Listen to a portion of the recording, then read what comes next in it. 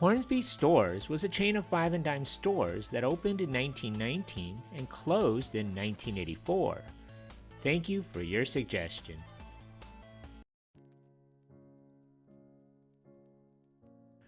Frank Winfield Woolworth, the father of dime stores, learned the concept while running a 5-cent booth in the store of William Moore in Watertown, New York. In 1879, Woolworth opened his first store in Utica, New York. It would begin what would be called the 5 and dime store.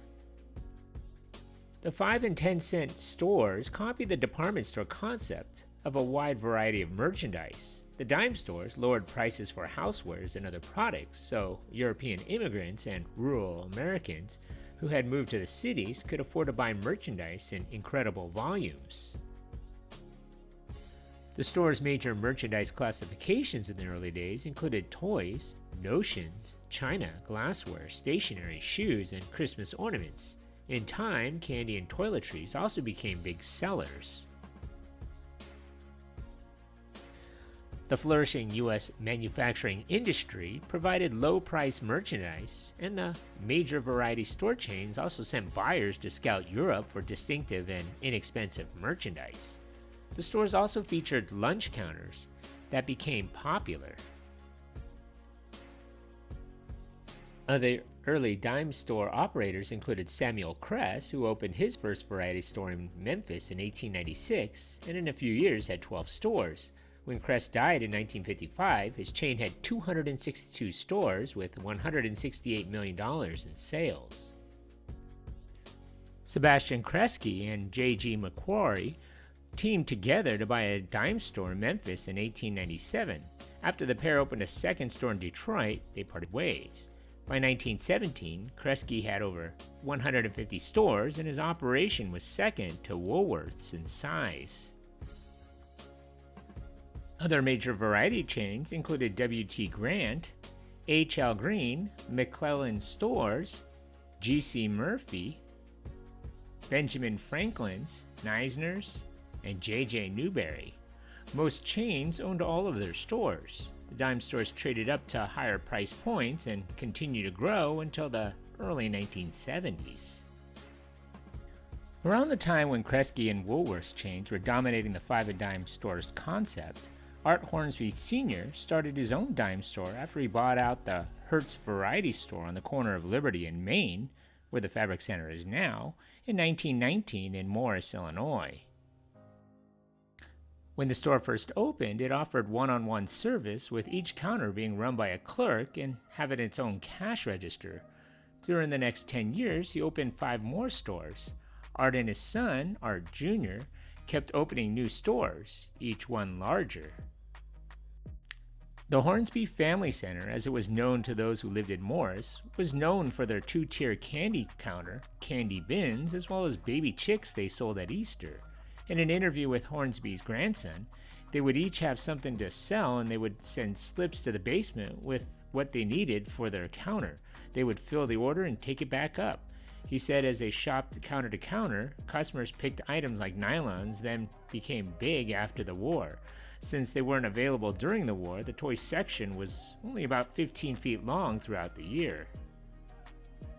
In 1955, Hornsby Family Center doubled in size, taking over the old A&P grocery store. It started carrying more clothing, including Buster Brown clothing for children. We sold soles for shoes because people resold them before buying a new pair, he said. Iron-on patches were big too, he said. Along with self-service came air conditioning. Around that time, the candy counter was gone and they sold very few clothing items, but offered cloth for those that wanted to make their own clothes. They did offer a homemade ice cream sandwich that was about the size of a Eskimo pie. Hornsby's moved from its downtown location to the former Piggly Wiggly store on the north side of town. From 1955 to 1960, they offered live pets, including parakeets, fish, and even spider monkeys. At Easter, you could purchase chicks or bunnies. In 1968, they moved to their final location on Waverly Street between Liberty and Division Streets. The company itself thrived for decades, expanding out, but much like the 5 and dime counterparts like Kresge and Woolworth, The variety stores business declined because they lost their advantage in all of the major merchandise classifications they once dominated.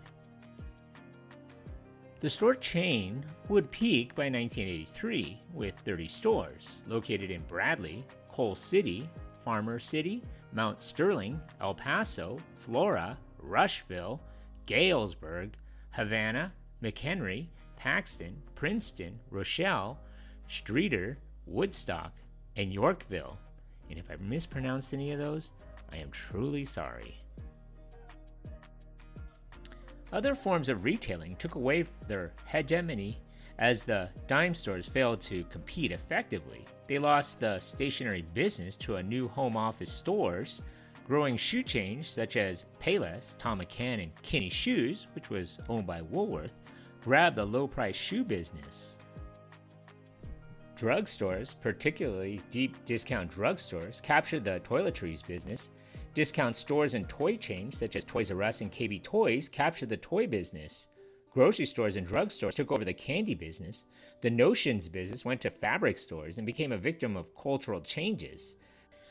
Big box stores like Walmart, Kmart, and Target soon chipped away at the small town, rural, and suburban markets.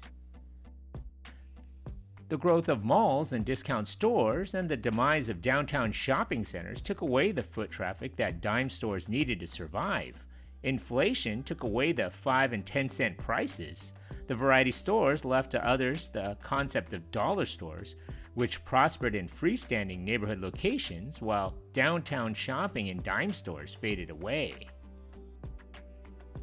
The last store in Morris was the Hornsby Family Center on Waverly Street, which is where Resolve Fitness is today. All the stores closed in 1984. Late in 1984, Pubco acquired the regional mass merchant and its supplier, Century Wholesale Company. Canner liquidated some of the Chicago area chain stores and leased the remainder to another retailer, effectively transforming the subsidiary into a profitable real estate management company. In 1985, Duckwall Alco Stores acquired Hornsby, the 9-store chain based in Morris, Illinois. In 2001, Dollar General had 2,700 stores and Dollar Tree had 1,700 stores. These dollar stores could be considered the dime stores of the 21st century. Of course, adjusted by inflation to contemporary price levels.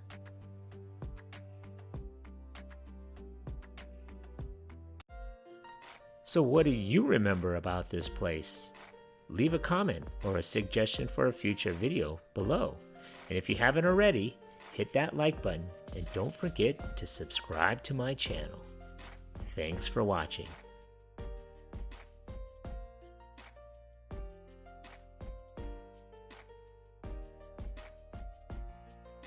Yeah, bringing back memories from the good old days. That's super cool, man.